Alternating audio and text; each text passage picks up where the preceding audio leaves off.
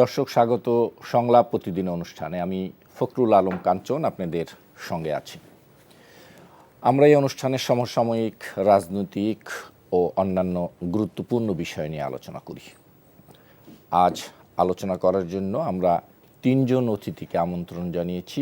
আমাদের সঙ্গে আলোচনা করতে শ্রুতি উপস্থিত আছেন দৈনিক আমার দেশের নির্বাহী সম্পাদক সৈয়দ আবদাল আহমেদ, আছেন সাবেক সংসদ সদস্য ও রাজনৈতিক বিশ্লেষক জনাব গোলাম মাওলা রনি, আরও আছেন ফিনান্সিয়াল পোস্টের প্রধান সম্পাদক জনাব এম এ আজিজ। স্বাগত আপনাদের তিনজনকেই। জনাব গোলাম মাওলা রনি ভাই, আপনাকে অনেক দিন পর পেয়েছি। একটু সহজভাবে শুরু করি। প্রচারণা শুরু হয়েছে।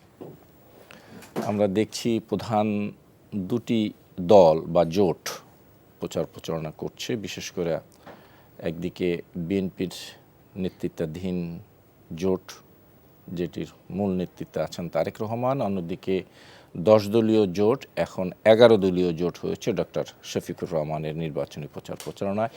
এই দুই প্রচারণার মধ্যে এই যে এবারের রাজনীতির কি মনে করছেন, মানে বিশেষ করে নির্বাচনমুখী যে প্রচারণা, কোনো ভিন্নতা পাচ্ছেন কি না শুনতে চাই আপনার কাছ থেকে। অনেক ভিন্নতা পাচ্ছি। তাদের এই প্রচার এবং প্রোপাগান্ডা যা কিছু চলছে, এটা আসলে আলটিমেটলি 10 তারিখ পর্যন্ত, ফেব্রুয়ারি মাসের 10 তারিখ পর্যন্ত কি পরিণতি ডেকে নিয়ে আসে এটা এখনও বোঝা যাচ্ছে না।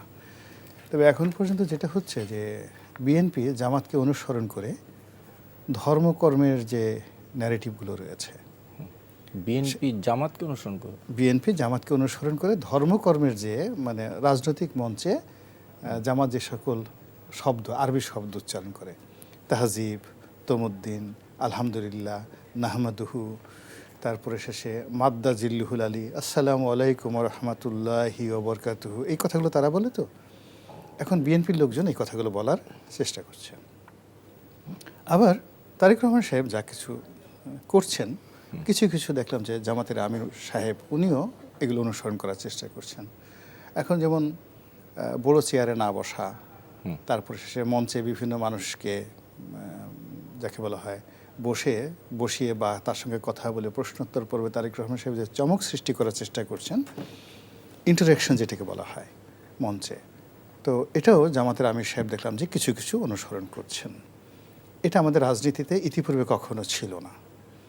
2 নম্বরে যেটা হলো যে একে অপরকে খোঁচা দিচ্ছেন এবং খুবই যাকে বলা হয় ইউনিক ভাষায়। যেমন জামাতের আমির মুরব্বী মানুষ, দেখতে সুন্দর, সম্মানিত মানুষ, তিনি যখন তারেক রহমান সাহেবকে ব্যঙ্গ করে বলার চেষ্টা করছিলেন যে বসন্তের কোকিল, মানে এতদিন আপনি ছিলেন 17-18 বছর দেশের বাইরে, হঠাৎ করে আসছেন, এসে এই যে এখন নির্বাচনের জোয়ার, কোনোদিন এই যে 17 বছরে দুঃখ পেলেন না, কষ্ট পেলেন না, জেলে গেলেন না, আমাদের মতো পালিয়ে থাকলেন না, যেই নির্বাচনের বসন্ত এলো আর আপনি এসে কোকিলের মতো কু কু করে ডাকছেন।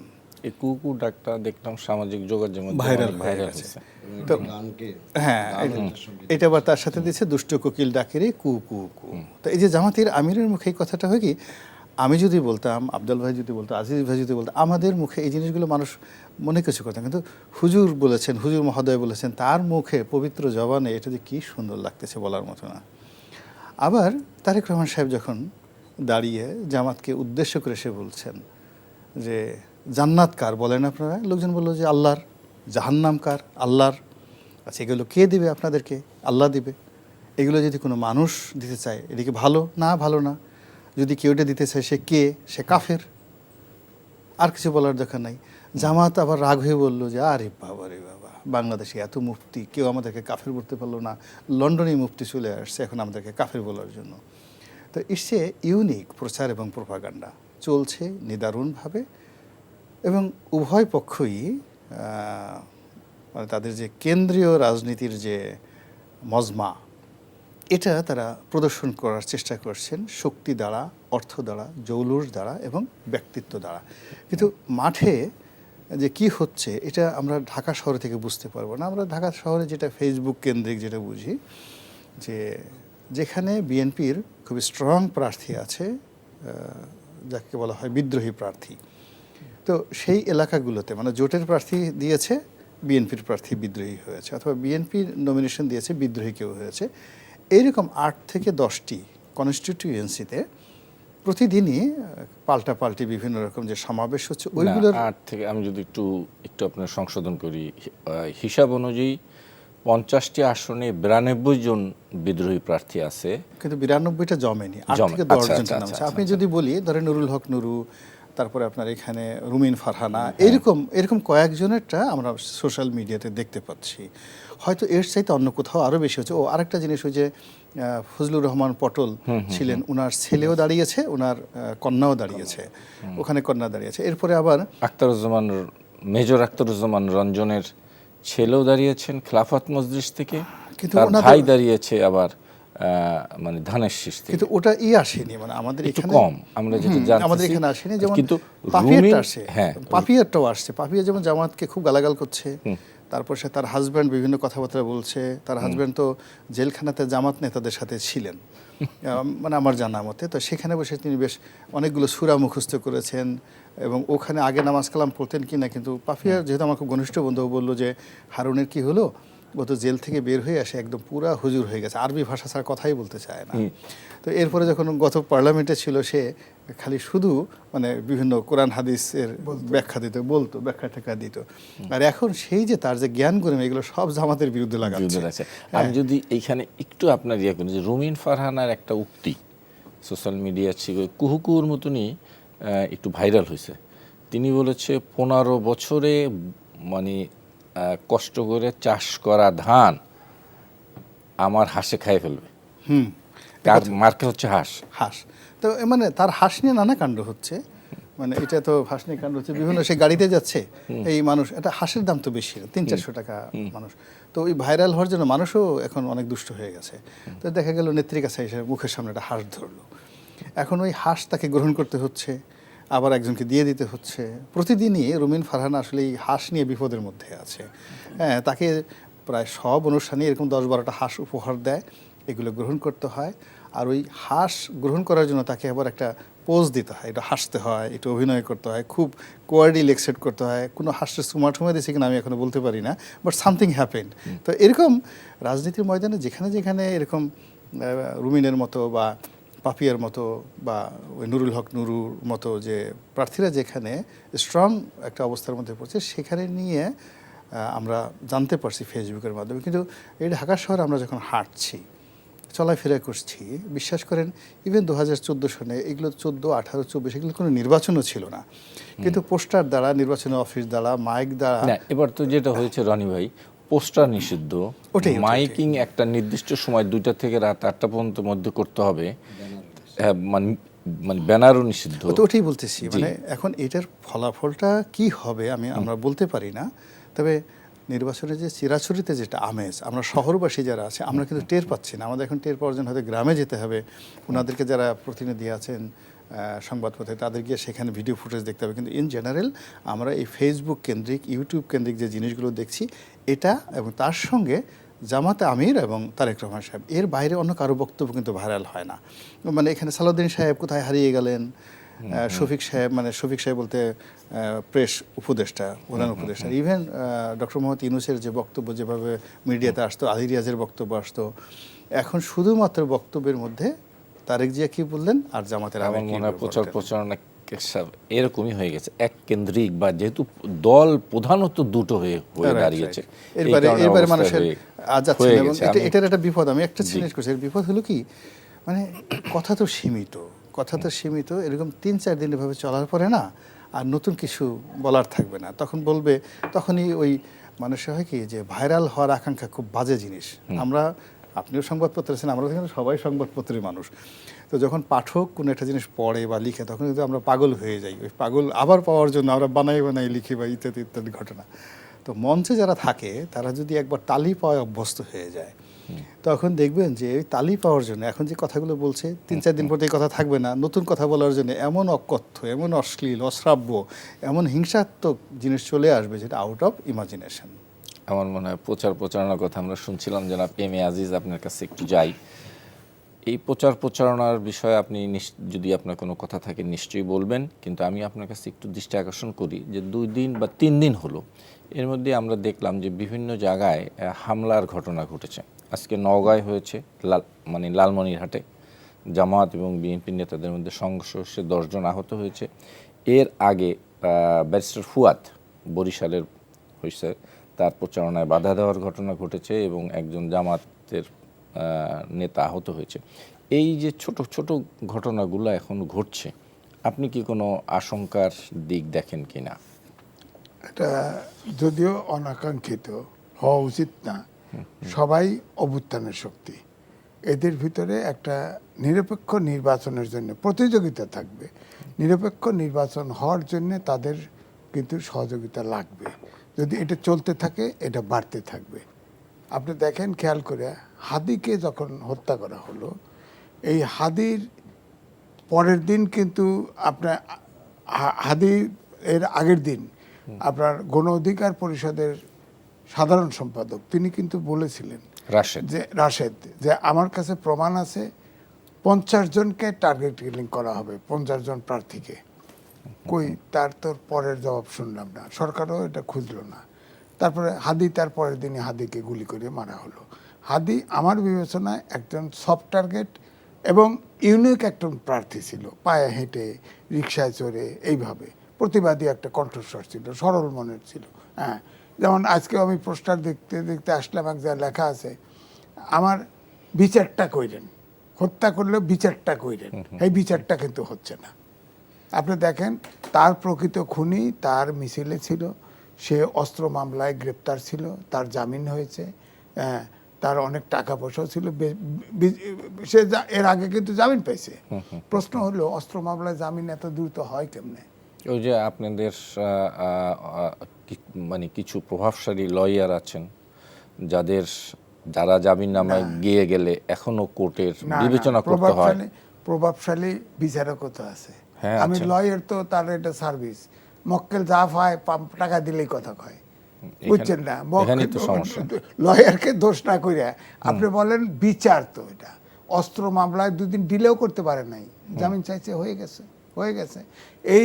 এই সরকারের সময় এও দেখা গেছে যে রিমান্ডে আছে 6টা খুনের মামলা, লোয়ার কোর্ট জামিন দিয়ে দিছে, এক হেয়ারিং এ সব দিয়ে দিছে। এরকম উদাহরণ আছে। তো এই জন্য আমি বলছি যে এটা ধরেন যতগুলো আমার গ্রেপ্তার হয় এই সরকারের আমলে, কোনো প্রেশার নাই মনে হয়, দৃশ্যত মনে হয় কোনো প্রেশার নাই, কিন্তু যে ঢোকে আর বেরোয় না। খেয়াল করে দেখেন, ঢোকে আর বেরোয় না, ঢোকা যায়, বেরোনো যায় না। আমাদের দেশে দুয়ার আছে, ওই ধান ক্ষেতের আইলে দেওয়া হয়, ওটার ভিতরে মাছ ঢুকলে আর বেরোতে পারে না। এরকম একটা অবস্থা হয়েছে। ধরেন আমাদের সাংবাদিক বহুত গ্রেপ্তার হয়েছে। কেউ তো আমার বক্তব্য হচ্ছে যে কেউ অপরাধীর বিচার হতে হবে, এতে কোনো সন্দেহ নাই। কেউ ফৌজদারি অপরাধের ঊর্ধ্বে না, বিচার হবে, কিন্তু কোনো কেস হেয়ারিং হয় না, আবার খুনের মামলা দিয়ে আটকায় রাখা হয়। এগুলো তো উচিত না, এগুলো তো দরকার নাই। কিন্তু আমি যেটা বলছি, এবারের নির্বাচনে এখন এই যে এই খুনের মামলা দিয়ে আটকায় রাখা হয়, অন্যদিকে প্রকৃত অস্ত্রধারীর জামিন হয় না, তাই তো? প্রকৃত জামিনে যদি ওটা বলেন, তাহলে আমি বলছি যে হাদির যে খুনি, সে খুনি তো অস্ত্রসহ ধরা পড়েছিল, এটা তো সত্য কথা। ধরা পড়ছিল, জেলে ছিল, তার তো জামিন হয়ে গেল। আমি সেই কথাটি হয়েই সে আবার হাদির মিছিলে থাকতে তারে গুলি করে দিয়েছে। জি। এখন সেই মূল খুনি সে বাংলাদেশে আছে না ভারতে পালাইছে, এটার খবর নাই। চার্জশিট একটা জোড়াতালি দিছে। সেটা ভালো প্রশ্ন করছে, আমি ধরাই দিই। সে বলছে যে প্রভাবশালী কিছু আইনজীবী এরা জামিনের জন্য কোর্টে গিয়ে তাফালিং করে, যদি বিচারকের উপর চাপ প্রয়োগ করে না দিলে ওখানে মাস্তানি দেখায়। তো এইভাবে হলে চলে না, এটা অন্য ইস্যু। হলো মব, সব আপনার অফিসে বসে ভয় পাবেন যে কোনটা থেকে কোনটা করব। আইন তো বড় কথা না, পুলিশ তো সেই বিষয়ে তো কিছু বললেন না আপনি। না, বলতেছি আমি, শোনেন। ধরেন 5 তারিখের পরে 60% থানা লুট হয়েছে না? তার আগে 1.5 লক্ষর মতো অস্ত্র বৈধ লাইসেন্স করে দিছে লাইসেন্স দিল আওয়ামী লীগ, যুবলীগ, ছাত্রলীগ এদের কাছে। সেই মামলা সহ এই মামলা সহ প্রায় 3.5 লক্ষ অস্ত্র এটা উদ্ধার হয়নি। ডেভিড হান্ট চালু করছিল, ছুরি, কাঁচি, বল্লম, এইগুলো কিছু দেখা গেছে, অস্ত্র নাই।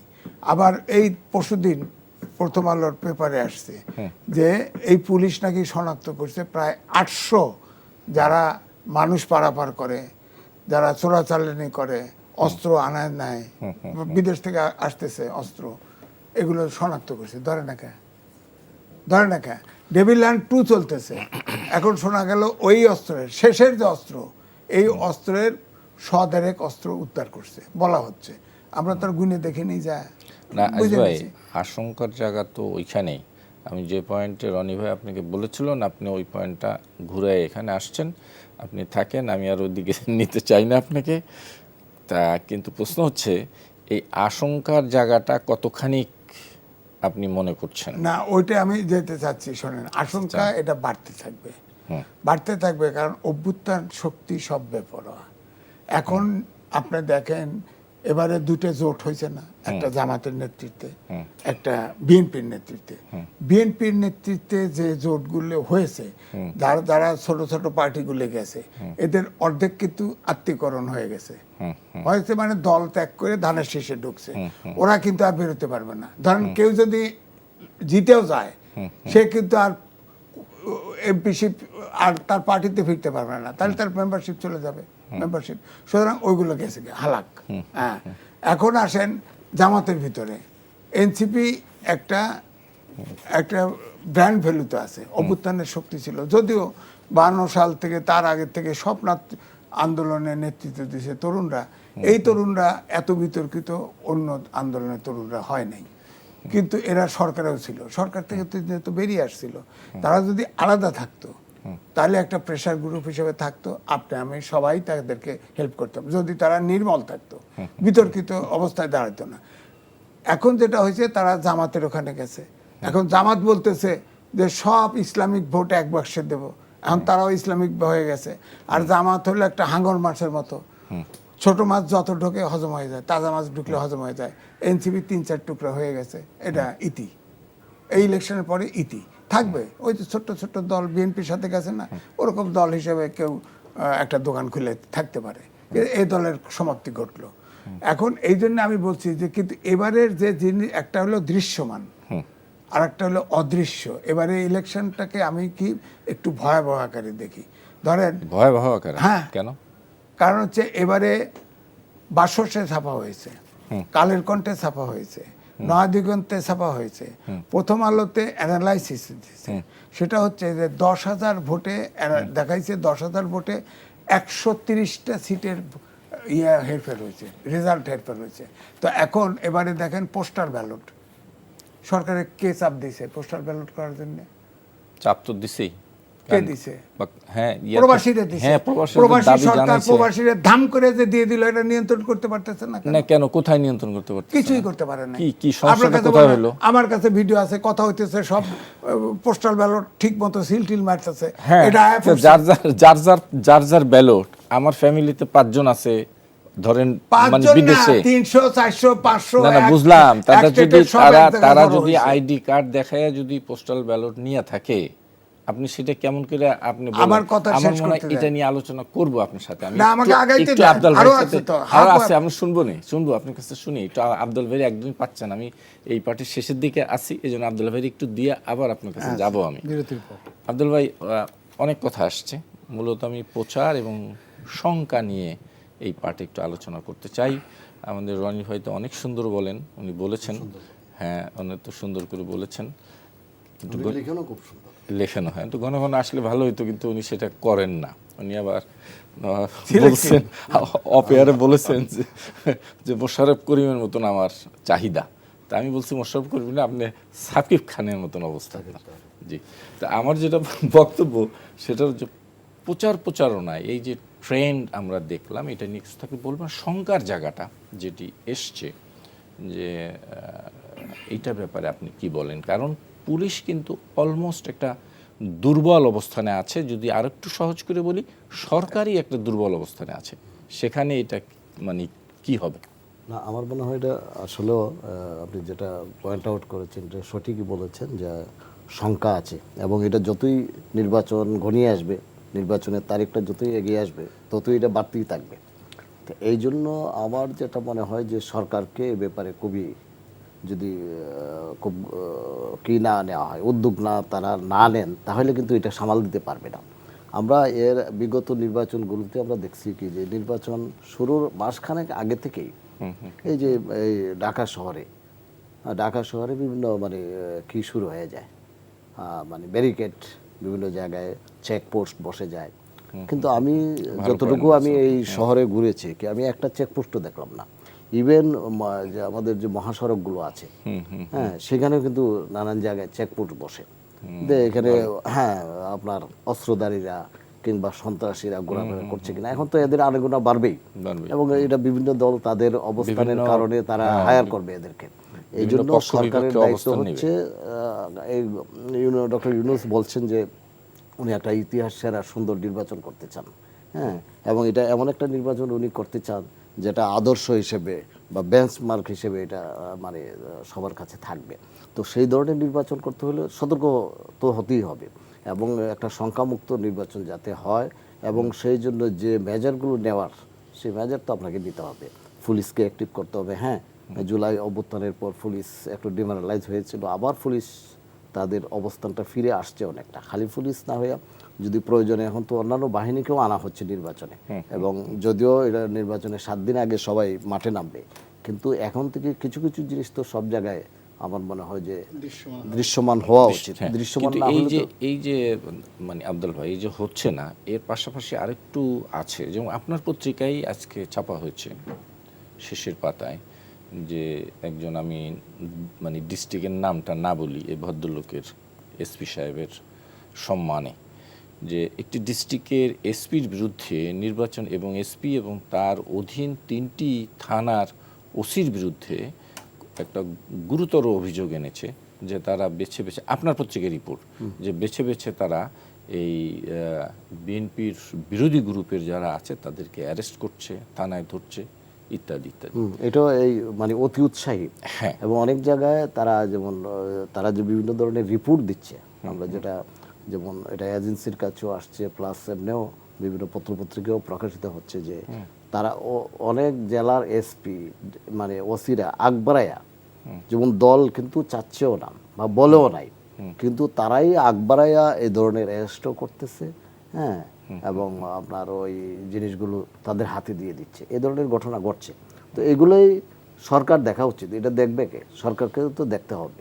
তো সরকার যদি এটা না দেখে তাহলে তো হবে না। যেমন আপনার এই যে লতিফুর রহমান সাহেবের সময় যে নির্বাচনটা হলো, এক রাত্রে আগের দিন এক রাতে উনি 1 ঘন্টার মধ্যে শপথ নেওয়ার 1 ঘন্টার মধ্যে 13 জন সচিবকে, এবং মেসেজ তো ক্লিয়ার। তারপর 450 ওসিকে, থানার ওসিকে বদলে গেল। হ্যাঁ, এবং ওই সময় হোম সেক্রেটারি ছিলেন ডক্টর সাদাত হোসেন, এবং উনি যেভাবে আপনার মন্ত্রিত্ব লাগে নাই, উনি সচিব ছিলেন, উনি যেভাবে সারা বাংলাদেশে আপনার রিসাফল করেছেন নাকি, যে এবং 2-3 দিনের মধ্যে চিত্র এবং মেসেজ পেয়ে গেছে, যার ফলে যে নির্বাচনটা যেদিন হলো, ওই নির্বাচনের দিন সিএসি যিনি ছিলেন উনি বললেন যে দুষ্ট লোকরা পালিয়ে গেছে। তো এই ধরনের পরিস্থিতি তো সৃষ্টি করতে হবে নিশ্চয়ই। তবে আমি একটা জিনিস রনি ভাইয়ের সঙ্গে খুব সুর দিয়ে বলতেছি যে এই যে প্রচারণাটা, হ্যাঁ, এখন মাত্র তো আমার আজকে 3 দিন মনে হয়, 22 তারিখ থেকে, হ্যাঁ, এবং এটা ভালোভাবে এই যে যে জিনিসগুলো আসলে একটা নির্বাচন আলোচনার জন্য, আলোড়ন সৃষ্টির জন্য তো নানান ধরনের উপকরণ লাগে। তো আমার মনে হয় যে এই ধরনের উপকরণগুলো, এই যে জামাত আমির যেটা বললেন, বা তারেক সাহেব যেমন প্রথম নির্বাচনে যে জামাতরে হিট করলেন, এই যে জান্নাতের টিকিট এবং আপনার অন্য যে প্রসঙ্গগুলো নিয়ে, এবং সঙ্গে সঙ্গে তারাও কিন্তু রিয়্যাক্ট করলেন। যেমন জামাতের আপনার সেক্রেটারি জেনারেল বললেন যে লন্ডন থেকে একজন মুফতি এসেছেন, হ্যাঁ, এবং এরপরে দেখলাম যে এবং কোকিলের মধ্যে আমরা থাকি যে নির্বাচনে জোটের রাজনীতি আসার পরে আমরা দেখলাম বিএনপির মধ্যে অনেক দল এসে বিলীন হয়ে গেছে। আমি যদি বলি আপনাদের ববি হাজ্জাজের দল, তিনি তার দলের সভাপতি বা চেয়ারম্যান, সভাপতি বোধহয় যদি ভুল না করে থাকি, তিনি মোটামুটি ধানের শীষে অনেকেই করেছে, অনেকেই করেছেন। এলডিপি একটা ছিল, এটা পাঁচজন, আপনি জানেন। গণ অধিকার পরিষদের একটা অংশ, গণঅধিকার সেক্রেটারি সাহেবই ওইটা ইয়ে করে সভাপতি রেখে আসে আসে ভাব। তাহলে এই নির্বাচনের আগেই যে দল বিলুপ্তি হয়ে যাচ্ছে, আবার আজিজ ভাই বলছেন যে জামাত তো হাঙর, ওটার মধ্যে ঢুকে আবার তো বাইরেতে পারবে না তারা, বইসা নাকি বলছে সেটার মতন উদাহরণ দিচ্ছে যে ঢুকছে আর বাইরেতে পারবে না। আপনার কাছ থেকে একটু শুনতে চাই। আমি বলি যে আসলে জুলাই আগস্ট বিপ্লবের পর আমিরে জামাতের কিছু বক্তব্য আমার ভালো লাগছে। উনি যেমন একটা রিকনসিলিয়েশনের কথা বলার চেষ্টা করেছিলেন। আওয়ামী লীগের যে সকল মানুষ অন্যায় করেনি, সরাসরি গুনাহ করেনি, তাদেরকে একটা জেনারেল অ্যামনেস্টি বা সাধারণ ক্ষমার কথা বলছিলেন। আর যারা অন্যায় করছে, ক্রিমিনাল কেস করছে, তাদের তো হবেই। এই বেচারাকে যেইভাবে সবাই আক্রমণ করছে, ওই সময়টাতে বিএনপির কিছু দায়িত্ব কর্তব্য ছিল। যদি দায়িত্ব কর্তব্য থাকতো তাহলে আজকের যে রাজনীতি সেটা বিএনপি এবং জামাতের হাতে মূল স্টিয়ারিংটা থাকতো এবং রাজনীতিতে একটা ব্যালেন্স থাকতো। এখন কি হলো, রাজনীতির যে স্টিয়ারিংটা সত্যিকার অর্থে জামাতের হাতে নেই, বিএনপির হাতে নেই। এটা কি তুরস্ক থেকে হচ্ছে, নাকি আমেরিকা থেকে হচ্ছে, নাকি ইসলামাবাদ থেকে হচ্ছে, নাকি দিল্লি থেকে হচ্ছে, এটা নিয়ে আমাদের যথেষ্ট সন্দেহ আছে। আবার ডক্টর মোহাম্মদ ইউনূস তিনি যমুনা থেকে শাসন কার্য পরিচালনা করেন, তার উপর কে প্রভাব বিস্তার করে? এটা কি আদিলুর রহমান, নাকি আসিফ নজরুল, নাকি নাহিদ ইসলাম, নাকি মাহফুজ, নাকি জামাতের আমির, নাকি তারেক রহমান? মানে ইট মিনস এই যে প্রশ্নগুলো আসছে, আপনার একটা চেয়ারেরই কতগুলো এক্সিকিউটিভ এবং সার্বভৌম ক্ষমতা থাকে। তো যখন একটা রাজনৈতিক দল কিংবা একটা রাষ্ট্রের একটা অর্গান বলা হয় যে এই প্রতিষ্ঠানটি বা এই চেয়ারটি 10 জনের কথায় চলে, ইট মিনস সে কোনো কাজই করতে পারছে না এবং চলছে না। এর ফলে কি হলো, আজকে আমরা নির্বাচনের মাঠে কি হবে, আমরা ছোটোকালে সবাই কিন্তু খেলতে গিয়ে দেখুন একটা খেলা আছে ঘুল্লা ঘুল্লি খেলা, মানে ধরে চারিদিকে অনেকক্ষণ ঘুরানোর পরে দেখা গেলো আমি দাঁড়িয়ে থাকছি কিন্তু আমি স্থির থাকতে পারছি না, ঘুরে পড়ে যাচ্ছি। তা আমরা এমন একটা সময় নির্বাচনের এখানে আসছি, এই 17 মাসে আমরা শুধু ঘোরাঘুরি করেছি। এই 17 মাসে যেটাকে ইংরেজিতে একটা শব্দ আছে কনস্ট্যান্ট, আর একটা শব্দ আছে কনসিস্টেন্সি। আপনি দৃঢ়তার সাথে একটা কথা বলে এই 3টি শক্তি, 4টি শক্তি, আপনি ধরেন ক্যান্টনমেন্ট, যমুনা, বিএনপি, জামাত এবং তার সাথে এনসিপি, এই 5টা শক্তি আপনি ধরেন এই 17 মাসে। এই 5টা শক্তি একটা কথা বলে কনস্ট্যান্টলি ওটার উপর দৃঢ়তার সাথে দাঁড়িয়ে আছে, দেখতে পারবে না, শুধুমাত্র করেছে। আর হলো ধারাবাহিকতা, মানে কনসিস্টেন্সি নেই, প্রতিটা মুহূর্তে যার যার মতো করে মানে এই তাদের দিক পরিবর্তন করেছে। এর ফলে এই যে নির্বাচনের এত সন্নিকটে, এই কয়দিন আছে মাত্র, ধরুন সর্বোচ্চ 12-13 দিন, এই 12-13 দিন পরে একটা নির্বাচন হবে হবে না, এই প্রশ্ন এখন আসবে কেন? নির্বাচনটা সুন্দর হবে কি হবে না, কে জিতবে কে জিতবে না, এই নির্বাচনে কি আমেরিকা জামাতকে আসলে সত্যিই হেল্প করবে কি করবে না, এগুলো নিয়ে যে আমরা প্রশ্ন করছি, ইট মিনস আমাদের এটা এই ঘূর্ণন রোগে ধরেছে, ঘূর্ণিঝড়ের মধ্যে আমরা ঘূর্ণি পাখি শুধু ঘুরছি। তো সেখানে আপনি যে প্রশ্নটা করলেন, এখন প্রশ্নের জায়গাতে চলে আসি। যে গাছ যত বড় তার দায় দায়িত্ব তত বড়, ছায়া প্রদানকারী গাছ হিসেবে তার একটা গার্ডিয়ানশিপ থাকে। তো বিএনপির 35% ব্রুট মেজরিটি আছে, জনপ্রিয়তা আছে, এতে তো কোনো সন্দেহ নেই। তো এই 35% লোককে আপনি ধারণ করবেন, এর জন্য তো আপনার পিলার থাকতে হবে, সাংগঠনিক ভিত্তি থাকতে হবে। The leader, you must have the leadership quality and statesman quality. তো সেটা না থাকার কারণে কি হলো, গত কয়েক মাসে যেখানে বিএনপির না বলা উচিত ছিল বিএনপি না বলতে পারেনি, যেখানে হা বলা উচিত ছিল সেখানে বিএনপি হা বলতে পারেনি।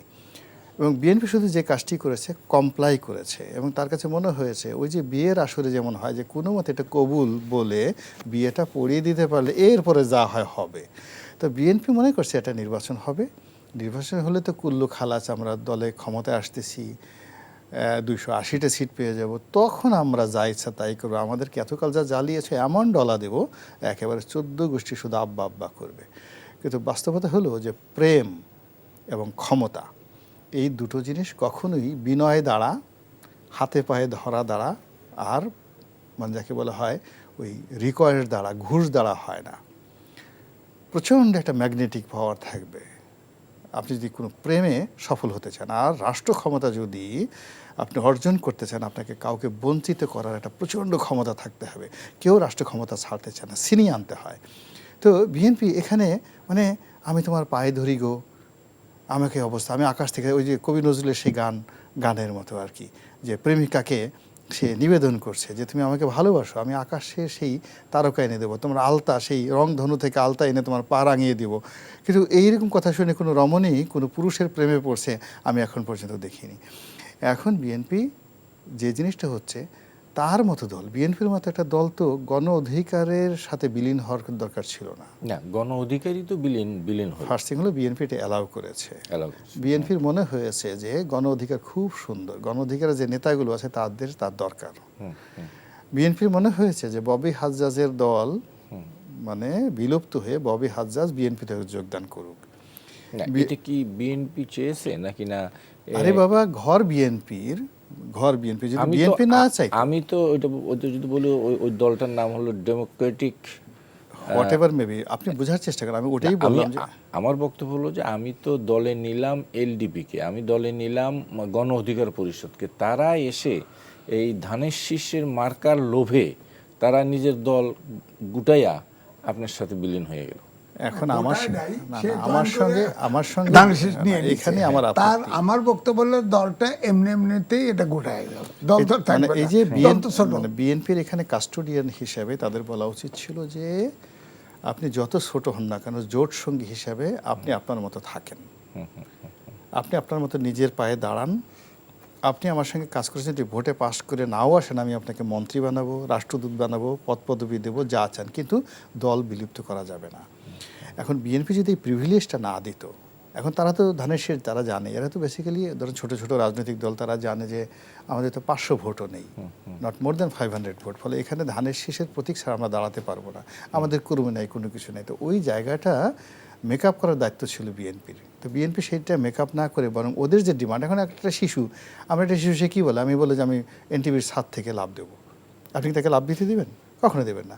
একটা শিশু, সে আমরা ছোটোখানে গিয়ে দেখছি যে ছোটো ছোটো বোমা নিয়ে আসছে, বাজি নিয়ে আসছে, এই মুখের ভিতরে দিয়ে আসে, আমার মনে আছে আমার এক ছোটো ভাই মুখের ভিতরে দিয়ে সে মনে করছে চকলেট, সে কামড় দিবে, আর তো আমরা ভয়ে আসছি যে কামড় দিতে মুখের মধ্যে ব্রাস্ট হয়ে যাবে, এই সবাই ওর দাঁত ঠাত ধরে মুখই করে রাখছে, এরপর টেনে এসে মুখ থেকে সেই বোমা বের করছি। এখন নির্বাচনের সামনে এমপি হবে, মানে এমপি হবে, মেম্বার অফ পার্লামেন্ট হবে, এই লালসা, এই লোভে কত মানুষের মাথা খারাপ হয়ে গেছে। তারা দল বিলুপ্ত করবে, কাফুল চুপুল নষ্ট করবে। দরকার হইলে যদি বলা হয়, বিএনপি যদি বলতো যে তোমার চোখ দুটো চাই, ও দুটো চোখ উঠে বলবো এই নেন হুজুর, রক্ত জবাহার মতো এই চোখ দুটো আপনার হাতে দিলাম। ও বললো যে আমি হাতে নেব না, কথা আপনার পায়ের উপর চোখ রাখবো। এরকম মানুষের তো অভাব নাই। আবার ওই নির্বাচন কমিশনের একটা ভূমিকা আছে, এরা যেমন প্রতীকের বিষয়,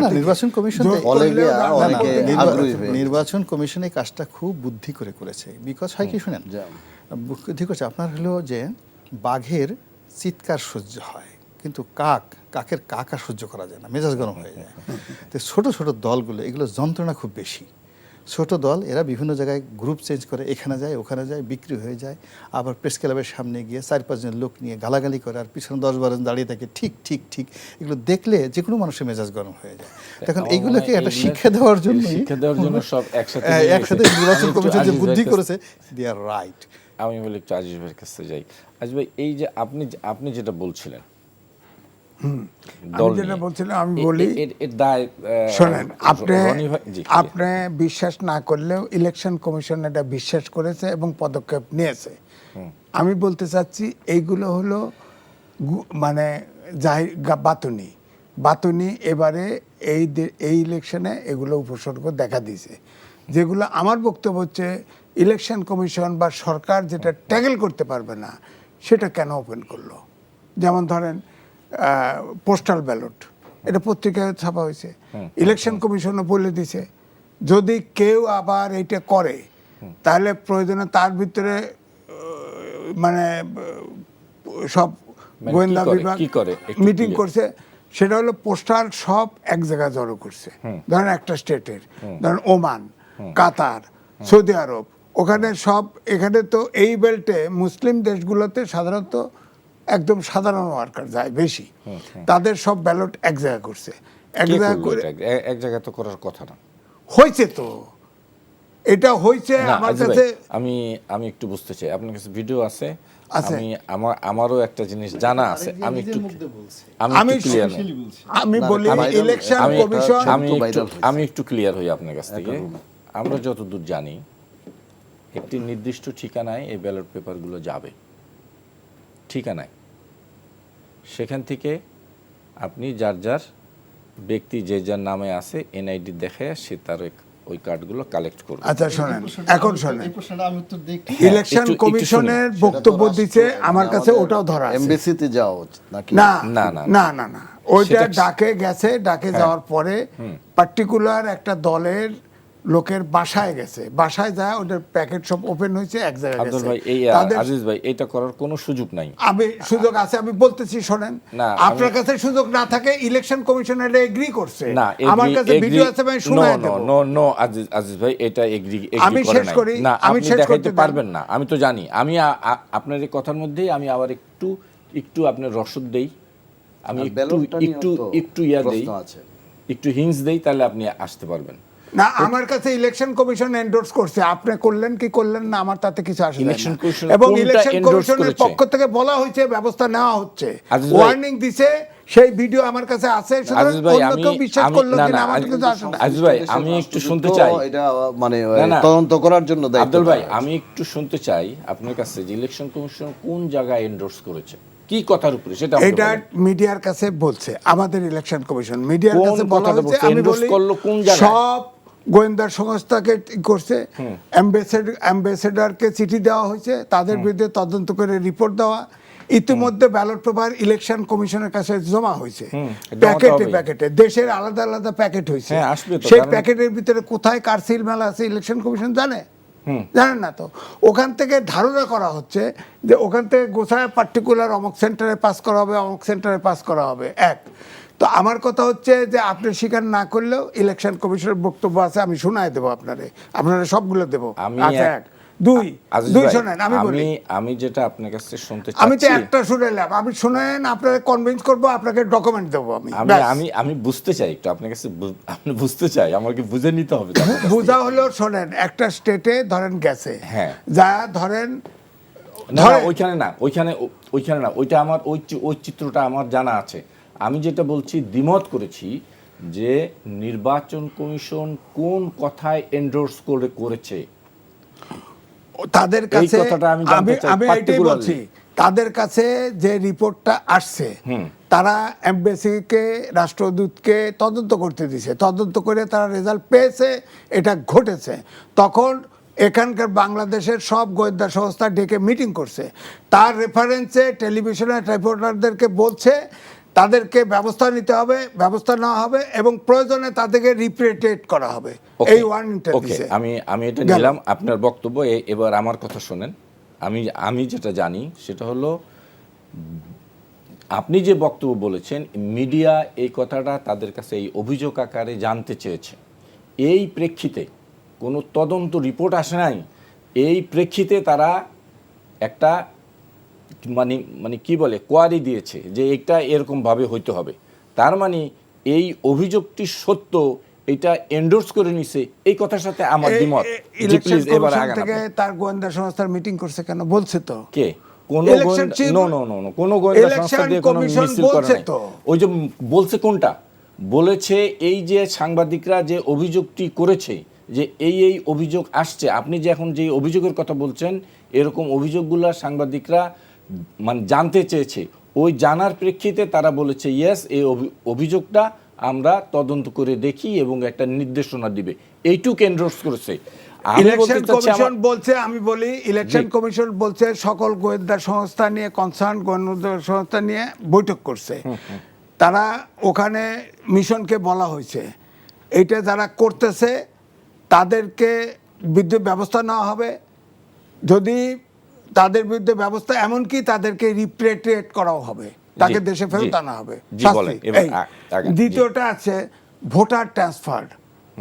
সারা জীবনে যত বাংলাদেশের নির্বাচন হয়েছে 7 থেকে 8 লক্ষ ভোটার এ সিট থেকে ও সিটে ট্রান্সফার হয়েছে। তাতে সমস্যা কি? হ্যাঁ, সমস্যা আছে, সমস্যা আছে। কেন সমস্যা সমস্যা হলো হলো কোথায়? আমি মগবাজারের বাসিন্দা ছিলাম, আমি আচ্ছা, এখন আমি শুনি না, গুরুঙ্গমারি চলে গেছি। আমাকে তাহলে ক্লারিফাই করতে দেন। হ্যাঁ, বলেন। আমার কথা হচ্ছে যে এবারে পার্টিকুলার কিছু সিটে বেরোইছে যে অনেক ভোট একটা ভোট সেন্টারে অ্যাকোমোডেট হয়েছে। ধরেন একটা ভোটার যখন ট্রান্সফার করবেন তখন আপনার ধরেন আপনার যে জায়গায় আছেন ভাড়া, আরেক জায়গায় ভাড়া গেলেন, অথবা অমুক জেলার থেকে আরেক জেলায় আসলেন, তাহলে আপনাকে ধরেন ভাড়ার রসিদ বা বাড়ির ঠিকানা, গ্যাস বিল, ইলেকট্রিক বিল, এমন তেমন সব ডকুমেন্ট দিতে হবে যে আপনি ওইটা, তারপরে হবে। কিন্তু না, এগুলো করা খুবই অসম্ভব। তখন করছে কি, ইলেকশন কমিশনের যে অধস্তন কর্মকর্তা গ্রেপ্তার হয়েছে, ওখানে দিয়ে ওরা বানাই দিছে, বানাই দিয়ে গ্রেপ্তার হয়েছে, এবং সেই গ্রেপ্তারকৃত অফিসারের ডকুমেন্ট আমার কাছে আছে। এক, আচ্ছা, জি। দুই, তিন হলো বিভিন্ন ব্যক্তির কাছে, ভোটারদের কাছে গ্রামগঞ্জে বেশি বিকাশ নাম্বার, এনআইডি কালেক্ট করতেছে। এটা কি করবেন? বিকাশ কেন দরকার ইলেকশনে? বিকাশ কেন দরকার? এনআইডি একটা লোকের পার্সোনাল আনবে কেন? হ্যাঁ, এটা কালেক্ট করছে। অর্থাৎ এইটা ধরেন যতদূর, এখন তো ধরেন এআই দিয়ে অনেক কিছু বানানো হয়, এর অংশ বিশেষ ধরা হয়েছে যে 80% এআই দিয়ে করা হচ্ছে, এগুলা 80% ভুয়া। ধরেন 10% কোনটা কোনটা 80%? এআই দিয়ে যতগুলো মাস মিডিয়াতে যেগুলো রোল করে, ঘুরে ফেরে। আমি আরেকটু দুই একটা বিষয় আছে, আমি একটু আলোচনা করতেছি, আপনি আলোচনা শেষ করলে আমি একটু অন্য দিয়ে না, তো শেষ। তো তারপরে প্রশ্ন হলো, আমি বলতেছি যে ইলেকশনটা যে নিরপেক্ষ হবেই, এই জন্য প্রশ্ন তুলছি। ধরেন রূপপুর অ্যাটমিক এনার্জি সেন্টার হয়েছে না, বালিশ তুলতে ৩৫০০ লাগছে না? আপনি চিন্তা করেন, এই সরকার একটা প্রজেক্ট বাড়াইছে, আপনার খেয়ালে পড়ছে কিনা, প্রথম আলোর পাতায় একেবারে আমি আসবো ওই আলোচনায় আসবো, আমার কাছে আজকের বিষয় ৯,০৫০ স্কয়ার ফিট করে এক একটা ফ্ল্যাট করা হচ্ছে মন্ত্রীদের জন্য। ওই বিষয়টা আসবো, একটু আমি এই আলোচনা শেষ করি। জি, প্লিজ। ওরা চলে যাবে। আচ্ছা, আরেকটা কথা বলে জি, শেষ করলাম। বিমানের বোর্ডে 3 জন এই ইলেকশন কমিশনের সেক্রেটারিকে ডাইরেক্টর বানাইছে, আর নিরাপত্তা উপদেষ্টারে বানাইছে, বিদ্যুৎ উপদেষ্টারে ডাইরেক্টর। এখানে কি মধু আছে? না, কোথায় কোথায়? বিমানের বোর্ডের পাঠাইছে। বিমান বোর্ডে এরা, এদের গুরু দায়িত্ব সবটা ইম্পর্টেন্ট মিনিস্ট্রি ফেলাইতে ওই বোর্ডে পাঠাই দিছে 3 জনের। এটা কি? আপনি কি আশঙ্কা করছেন যে এই নির্বাচন কোনো ইঞ্জিনিয়ারিং হচ্ছে? ইঞ্জিনিয়ারিং হচ্ছে, ওই তো তলে তলে তলে তলে আমার কাছে মনে হয়েছে তলে তলে হচ্ছে। একটু আব্দুল ভাইয়ের কাছে একটু যাই। আব্দুল ভাই, এই বিষয়ে অনেক শঙ্কার কথা শুনেছি, আপনার কাছ থেকে আমার জানার আগ্রহ যে আসলে কি এগুলো কি শুধু শঙ্কাই, না দুর্বলতা, না খুব শক্তভাবে মানে করতে পারছে না, না নির্দিষ্টভাবে কিছু একটা মানে টার্গেট নিয়ে এগোচ্ছে? না, আমার যেটা মনে হচ্ছে, কিছু তো না ঘটলে এই জিনিসগুলো তো আসতো না। যেমন আপনার যে জান্নাতের বিষয়, যেটা এটা কিন্তু আমি নিজেও দেখেছি। যেমন জামাতের যে আপনার নারী কর্মীরা আছে, তারা কিন্তু বিভিন্ন ফ্ল্যাটে যাচ্ছে, প্লাস বিভিন্ন বাড়ি বাড়ি যাচ্ছে, এবং তারা কিন্তু তালিম আকারে, তারা এটা কিন্তু এই যে ইলেকশন হওয়ার পরেই না, এটা অনেক আগের থেকে তারা কিন্তু এইভাবে যেমন দোয়া দরুদের বই দিচ্ছে, হ্যাঁ, এবং তাদেরকে নানান তালিম দিচ্ছে। তো এখন যেটা করছে, তারা এই তালিম দিয়া অনেক কিছু বলার পরে তারা যে জামাত যে একটা ইসলামিক দল, এবং জামাতের কে সমর্থন দিলে যে এটা একটা, হ্যাঁ, অর্থাৎ আল্লাহরও একটা কি পাওয়া যাবে, এইভাবে বলতে গিয়া ওই বেহেস্তের, হ্যাঁ, যে বিষয়টা আসছে, এটা বলছে। আর এই যে ব্যারিস্টার, ওনার নাম কি যেন, শাহরিয়ার কবির সাহেব তো প্রকাশ্যেই বলেছেন। এখন আমি পরে দেখলাম জামাত আমির এবং অন্যান্যরা, মহাসচিবও বললেন যে না, এই ধরনের জামাত এই ধরনের কোনো ধরনের প্রতিশ্রুতি দেয় নাই। তাহলে প্রতিশ্রুতি যদি না দেয়া হয়, তাহলে আমার মনে হয় যে জামাত তাদের যে নারী কর্মী বা তাদের যে বুদ্ধিজীবী মহল যারা এগুলো করছেন, তাদেরকে বিরত রাখানো উচিত, এবং তারা প্রেস কনফারেন্স করে একদম ক্লিয়ার করে দেওয়া উচিত যে না, এই ধরনের কোনো ঘটনা আমরা বলি নাই সাংগঠনিকভাবে। আমি একটু এখানে একটু বুঝতে চাই আপনার কাছ থেকে। জামাতের কর্মীরা বলছেন, বিএনপির কোনো কর্মীরা এই কথা বলছে? বিএনপির তো তারেক সাহেব এটা না, ওইটা না। এই যে মানে জান্নাতের টিকিটের কথা তো বিএনপির নেতাকর্মীদের মুখেও আছে আমার আমার আমার ইয়াতে সোশ্যাল মিডিয়ায়। না এটা তো ওই যে জামাতের বিষয়ে অভিযোগটা জামাতের বিষয়ে ওনারা করছেন, যেমন তারেক না, আমি সাহেব তো বলছি তার- যদি প্রচার না, না, ওইটা বলছে দুই একটা, কিন্তু আমার কথা হলো আমি যেটা মানে হ্যাঁ, বিএনপি আজিজ কে ভাই, ভোট আমি দিলে যেটা- হ্যাঁ বলছে, আমি বলতে চাচ্ছি যদি একটা নীতি নির্ধারণ পর্যায় থেকে যে কথাগুলো যদি কেউ বলে থাকে, আমরা ওইটাকে পলিটিক্যাল স্ট্যান্ড হিসেবে বা তাদের বক্তব্য হিসেবে গ্রহণ করব, কিন্তু একদম কর্মী লেভেলে কেউ বললো, টক শো লেভেলে কেউ কিছু বললো, এমপি প্রার্থী শাহজাহান চিটগাঁয়ের চৌধুরী তো তাক দেখলে তো সূর্য খাড়ায় যায়। মানে যে কি বলতেছেন আমাদের সে কথা কি বলতে হবে, বসতে হবে। আপত্তি করছে, এখনো তার ভিডিও ঘুরতেছে। না সে কি ওই এমপি প্রার্থী, জামাতের এমপি প্রার্থী, জামাতের সেক্রেটারি জেনারেল বলছে, আমার কাছে ভিডিও আছে, সেক্রেটারি বলছে আল্লাহ তৌফিক দিয়েছে, কোরআনের আইন আমরা বদলায় ফেলাবো। আচ্ছা, আরেকটা যেমন আমি পরোয়ার ভাই যেটা বললেন আর কি, যে তারেক সাহেব আসলে বলছেন শেরক, হ্যাঁ, তো উনি কিন্তু শেরক শব্দটা উচ্চারণ করেন না, উনি বলছেন কুফরি, মানে কাফের বলা হয়েছে। তো এটা তো একটা এক ধরনের না, কাফের তো আপনি একজন কোন মানুষ বলতে পারেন, আমাদের রনি ভাই আরো এটা ভালো বলতে পারবে, কিন্তু এটা তারেক সাহেব বলেন নাই। না, তারেক কুফরি সাহেব তো তো বলেছেন। কাফের না, কুফরি শব্দটাও বলেন না বলেছেন, উনি শেরক বলছেন, শেরক। উত্তর দিতে সেও একটা বেশ বিলেতি কায়দায় করছে। এক লোক আসছে, তাকে প্রশ্ন করছে, আপনি ওমরাও করছেন? করছি। প্রশ্ন করছে, ওমরাও করছেন? তো করছেন। তো তাহলে সেখানে ওমরাও করছেন, তাহলে আপনি অমুক করছেন, তমুক করছেন, এগুলো জিজ্ঞেস করে বলছেন যে বলেন তো কোথাও কি এই ওমরাও করতে গেলে বা অমুক জায়গায় গেলে, তমুক জায়গায় গেলে বেচতে পাওয়া যায়? হ্যাঁ, না, বলছি এটা তো আল্লাহর ঘর, এটা তো আল্লাহর ঘর। আবার আমরা দুনিয়া, এই দুনিয়া বেহেশত দুজক সবকিছু আল্লাহ। একটু শেষ করলে আমি অন্য একটা বিষয় একটু আলোচনা করে, আমাদের সময় শেষ, আপনি কথা শেষ জি প্লিজ। রনি ভাই, আমি একটু আপনার কাছে আরো দু একটা বিষয় ছিল, একেবারে আলোচনা করতে পারবো না, যেটা আজিজ ভাই একটু সূচনা করেছিলেন। আজকে প্রথম আলোর রিপোর্ট হচ্ছে যে বর্তমান মানে আগামী ভবিষ্যৎ মন্ত্রীদের জন্য সর্বনিম্ন 8,500 থেকে 9,030 স্কোয়ার ফিটের ফ্ল্যাট নির্মাণের পরিকল্পনা নিয়েছে, যার ব্যয় হবে 786 কোটি টাকা। রিপোর্টে আরও উল্লেখ করা হয়েছে যে বর্তমান মন্ত্রী এবং সাংবিধানিক পোস্টধারী ব্যক্তিবর্গদের জন্য বাংলো ফ্ল্যাট মিলে যা আছে সেটা এনাফ। 71টা শুধু মন্ত্রীদেরই আছে, বাদ বাকি আরও অনেক বাড়ি হবে। তো হঠাৎ করে এই প্রকল্পের এত আগ্রহ হইল কেন? শেষ সময় আছে আর কি। মানে এটা আমি নিজেও বুঝতে পারিনি, এটা খুবই আপত্তিকর, বিকজ এই মুহূর্তে সরকারি ফান্ডে 3 জন গেছে দিল, এটাও কোয়েন। হ্যাঁ, অর্থাৎ সমস্যা যে প্রথমত যে সরকারের একেবারে শেষ সময়টাতে যদি ধরেন সরকার হয়তো 2 সপ্তাহ আছে, 2 সপ্তাহতে এত বড় একটা প্রকল্প তার নেওয়ার দরকার ছিল, এটা পরবর্তী রাজনৈতিক সরকার নিলেও নিতে পারতো। তো এটার মধ্যে অনেক সন্দেহ তৈরি হয় যে সরকার কি দীর্ঘমেয়াদে ক্ষমতায় থেকে ভবিষ্যতে যদি আরও 5 বছর তারা ক্ষমতায় থাকে, তাদের যে মন্ত্রীরা থাকবে তাদেরকে একটা প্রাইজ দেওয়ার জন্য এই ধরনের একটা লোভ লালসা, যেরকম একটা বড় বাসা তৈরি হচ্ছে, কাম অ্যান্ড জয়েন উইথ আস, এটা একটা হতে পারে। আবার উনি যেটা বললেন যে এই সময়টিতে ধরেন নির্বাচন কমিশনের যিনি সচিব রয়েছেন, এই নির্বাচনের সময়টাতে তো তার চেয়ে ব্যস্ত কেউ নাই, সিনিয়র সচিব, তিনি এই সময়টিতে বিমানের বোর্ডের মধ্যে কেন ঢুকবেন? আবার অন্যান্য যারা উপদেষ্টা রয়েছেন তাদের তো মন্ত্রী পদমর্যাদা, তো সেখানে মন্ত্রী পদমর্যাদা রেখে বিমানের বোর্ড অফ ডিরেক্টরসে তিনি ঢুকবেন কেন? তো আমরা যেটা শুনছি যে এই সরকারের সঙ্গে আমেরিকার একটা ভালো সম্পর্ক আছে, আমেরিকাকে খুশি করতে চাচ্ছে, খুশি করার জন্য বিমানের যে কতগুলো নতুন বোয়িং এয়ারক্রাফট কেনা হতে পারে। তো এই যে কেনাকাটা হবে, এই জন্য তো অনুমোদনটা দেবে বিমানের বোর্ড, এই জন্য একটা অনুগত বোর্ড তাদের দরকার, যেটা pro American, pro doctor Yunus এবং প্রো সরকার, এবং এই কাজগুলো এখানে হচ্ছে।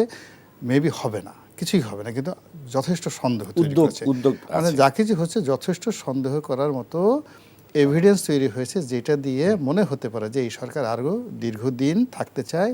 2 নম্বর হলো এই সরকার নির্বাচনকে শুধুমাত্র লিপস্টিক অ্যাক্টিভিটিস, মানে তোমরা ব্যস্ত থাকো দেখো, কিন্তু লিপস্টিকের আন্ডারে মানে আড়ালে তারা আরও অনেক কিছু হয়তো পরিকল্পনা করছে, এই সন্দেহগুলো তৈরি হয়েছে। ক্লিয়ার আজিজ ভাই, যে রাষ্ট্রের টাকা নেই সেই রাষ্ট্রে কিভাবে এরকম বড় একটা আননেসেসারি মানে প্রকল্প? ওনারা বোধহয় আপনার আমার সাথে এত বোকা না, আমাদের মতো বোকা না। তারা ওই রূপপুরে অ্যাটমিক এনার্জি সেন্টারে কেটলি বালিশ উঠানো দেখছে, বাজেট তো ওইভাবে করতে হবে। আর থাকার সময় তো মন্ত্রী, একটা ফুটবল খেলার মাঠ লাগবে না ফ্ল্যাটে, নাহলে আপনি চিন্তা করেন না তো আমার কোন- তো আবাসন এরা তো সংকট এটা নাই। enjoy করতে পারবে না না বা এটা তো আমি হবে বলি না, এরা কেন যে এটা করতে যাচ্ছে? আমার কথা হচ্ছে প্রশ্নটা যে তো ওখানেই। আমার প্রশ্ন তো কথা হচ্ছে ওইখানেই, হ্যাঁ। 71টা ইয়েই আছে, ডুপ্লেক্সই আছে, ডুপ্লেক্স, 71 বাংলো বাড়ি, বাংলো ফ্ল্যাট বাড়ি, বাড়ি বাংলো নিয়ে বাড়ি আছে। মন্ত্রীদের জন্য এটা। তো এখন আমার মতে যে মাত্র যদি ইলেকশন হয়, মাত্র ধরেন 18 দিন পরে সরকারের ছেড়ে দিতে হবে, সে এত বড় প্রজেক্ট শুরু করে কন্ট্রাক্ট দেওয়া ছাড়া তার কোনো কাজ নাই, কাজ করতে পারবে না। তো এই বেহিসেবি কাজটা কেন করলো, এই টাকাটা নষ্ট করলো কেন? এই এক হলো বৈষম্য এদেশে দুনিয়ার 3 কোটি লোক বেকার, সেটার খবর নাই।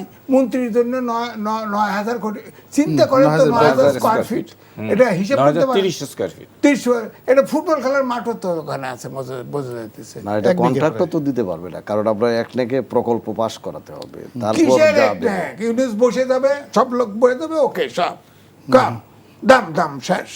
কিসের একনেক, কিসের? আপনি কি সম্ভব। পাচ্ছেন যে এই নিচ অথবা থেকে উঠবে ভাই? অথবা সামনের সরকারের জন্য একটা রাস্তা দেখাই দেওয়া, যে না, এখান এটা থেকে তো চুরিদারি ফাঁসাইছে। করা এমনি যাবে বা সরকারি বেতন, চাকরিজীবীদের বেতন ডাবলের বেশি করছে। ইলেকটেড সরকার এটা দিবে কোত্থেকে পয়সা? এইটা একটা ফাঁসাই দিলে প্রজেক্ট, কোত্থেকে পয়সা দিবে? সরকার কি ওর থেকে পয়সা দিবে? বিমানের ডাইরেক্টর 3 জন দিচ্ছেন, এই যে রনি ভাই বললো, আমরা তো জানি যে গোপন একটা চুক্তি হয়েছে আমেরিকার, ওখানে অনেকগুলো বোয়িং আসবে, হয় ওই সিদ্ধান্ত নেওয়া, সাথে আবার একটু মশলা আমি ঢুকায় দেই, ওখান থেকে তো উপঢৌকনও তো আসতে পারে। আমার মনে হয় ক্লিয়ার। আব্দুল ভাই একদম শেষ মুহূর্তে নিয়ে যদি একটু বলেন এই প্রকল্প, এই অবস্থা। না, এটাই আমার মনে হয় যে এটা খুবই একটা অপ্রয়োজনীয় একটা, মানে তারা এই ধরনের প্রকল্প নিতে শুধু কি যাচ্ছে। অপ্রয়োজনীয় না, কোনো কিন্তু আছে এর পিছনে? না, কিন্তু হইলো আমার যেটা আশঙ্কা যে হয়তো সামনের যে সরকার আসবে তারা আইসে একটা প্রকল্প পাইয়ে যেন এখানে ঝাঁপিয়ে পড়তে পারে, হ্যাঁ, এটা অসৎ উদ্দেশ্য হতে পারে, বা তারা দেখলো যে এটা এই উদ্দেশ্য নিয়েও হইতে পারে, বা কাউকে সুযোগ দেওয়ার জন্য, হ্যাঁ, বেনিফিট দেওয়ার জন্য, যে এটা পরে যে গভর্নমেন্ট আসবে তাকে দিয়ে এটা করাবে, সেই উদ্দেশ্যটা নিয়েই করছে। এবং এটার পেছনে কেউ না কেউ আছে, যে এটা করানোর জন্য, তাহলে এটা তো করতে না, পারে। ইতিমধ্যে একটা তাহলে ফিসফিস আরম্ভ এখন হলো হয়েছে। ইলেকশনের সময়, তাই না? বাংলাদেশে ইলেকশন শুরু হয়েছে এবং মানে আপনি বলতেছেন যে একটা সুন্দর ইতিহাস সেরা নির্বাচন। এখন ইতিহাস সেরা নির্বাচন করার জন্য যে মানে কাজ করা দরকার, সেই কাজটা তো আপনি অগ্রাধিকার দিবেন। আসবে কি বলছেন? আপনি দেখুন না, বহুদলীয় প্রমাণ নাই, তবে ফিসফিসানি আছে এও, যে একটা গণভোট আর একটা কনস্টিটিউয়েন্সি অ্যাসেম্বলি হচ্ছে, এই দুটার কারণে গজভোটও লাগিয়ে এটার উনি না দেখে, এই সরকার না দেখে সরকার ছাড়বে না, অতদিন অন্তত ফ্ল্যাটে থাকলো, 6 মাস পিছাইলো। না, আরেকটা আমার আশঙ্কা লাগছে, এটা প্রমাণ ক্লিয়ার নাই। হই না, একটু ক্লিয়ার হই যে মানে যেটা বলছিলেন সেটা কি বলছিলেন, যে গণভোট? গণভোট, হ্যাঁ, গণভোট নিয়েও তো তর্ক আছে। গণভোট অনেকে এটা ইলিগেল বলতেছে, আবার যে অ্যাসেম্বলি সংসদ নির্বাচন হচ্ছে সেটাও আবার কনস্টিটিউয়েন্ট অ্যাসেম্বলি, অর্থাৎ এটা দিয়ে আমাদের এই সংবিধানে 7-এর ক এবং খ আছে যে এইটার বেসিক কোনো স্ট্রাকচার চেঞ্জ করতে পারবে না, করলে রাষ্ট্রপতি মামলায় পড়বে। সুতরাং এই সরকার খবর যে না, ওটা সংশোধন না হওয়া পর্যন্ত আমরা চাইতে পারি না, তো ফেসে যাব। সুতরাং আমরা এই বিল্ডিং বানাইতেছে, তাড়াতাড়ি মানে আমরা শুয়ে বয়ে থাকবো, 1 বছর 6 মাস লেট হবে যাইতে। একদম আমার শেষ করতে হবে। রনি ভাই কিছু বলবেন এই কথার উপরে? না, আমার মনে হয় একদম ক্লিয়ার। জনাব এম এ আজিজ, গোলাম মাওলা রনি ভাই এবং আবদাল ভাই, আপনাদের 3 জনকেই অনেক ধন্যবাদ। অনেক ধন্যবাদ। দর্শক, আপনাদেরকে ধন্যবাদ যারা এতক্ষণ আমার অনুষ্ঠানে ছিলেন। আগামী অনুষ্ঠানে আবার দেখা হবে। শুভ সন্ধ্যা।